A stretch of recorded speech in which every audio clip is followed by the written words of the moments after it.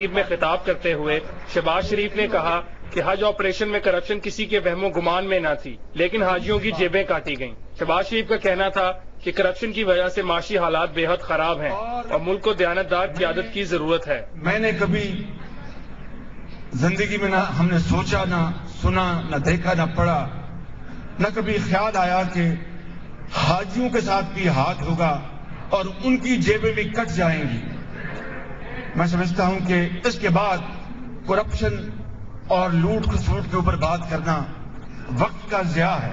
इस मौके पर मुस्लिम लीग नून के रहनुमा ख्वाजा आसिफ ने कहा, जमहूरियत सियासतदानों के लिए ताना बनकर रह गई है। दुख की बात यह है कि जब भी जमहूरियत आती है तो जुल्फकार अली भुट्टो और आसिफ जरदारी जैसी आती है। ख्वाजा आसिफ का कहना था कि पीपल्स पार्टी ने मिसाके जमहूरियत के लिए नहीं बल्कि फौजी हुक्मरानों के साथ मुज़ाकरात में पोजीशन बेहतर बनाने के लिए किया था।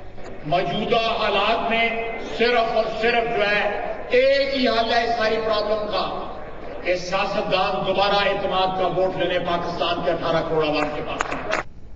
पंजाब के वजीर आला शहबाज शरीफ अपनी शोला बयानी की वजह से खास से मशहूर हैं और आज भी एक तकरीब में वो अपने जज्बात पर काबू न रख सके और माइक को झंझोड़ डाला।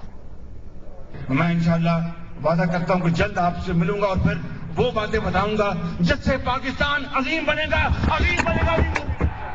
वजीर आला पंजाब जब तकरीर करते हैं तो सिर्फ तकरीर ही नहीं करते, उनके हाथ पांव भी उनके जज्बात की अक्कासी करते हैं और चेहरे पर तो सारी दास्तान नुमायां होती ही है। तकरीर के लिए अल्फाज का चुनाव और उसमें शामिल तासुरात की गर्मी और फिर लहजे से अल्फाज की अदायगी का हक, गोया सुनने वाले के पैसे पूरे हो जाते हैं। आज भी कुछ ऐसा ही हुआ। वजीर आला पंजाब अपनी तकरीर में ऐसे जज्बाती हुए कि खबरों की हेडलाइन बन गए। फिर भी एक सवाल तो सबके जहन में है कि वजीर आला ने इतनी जल्दबाजी में तकरीर अचानक क्यों खत्म कर दी और फिर इतनी तेजी में गए कहां। मैं इंशाअल्लाह वादा करता हूं कि जल्द आपसे मिलूंगा और फिर वो बातें बताऊंगा जिससे पाकिस्तान अजीम बनेगा, अजीम बनेगा।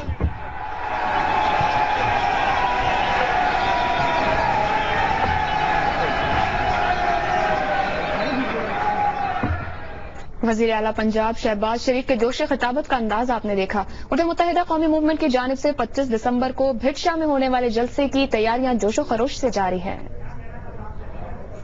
सिंध के सूफी शायर शाह अब्दुल लतीफ भुट्टो का पैगाम ही अमन और भाईचारा है।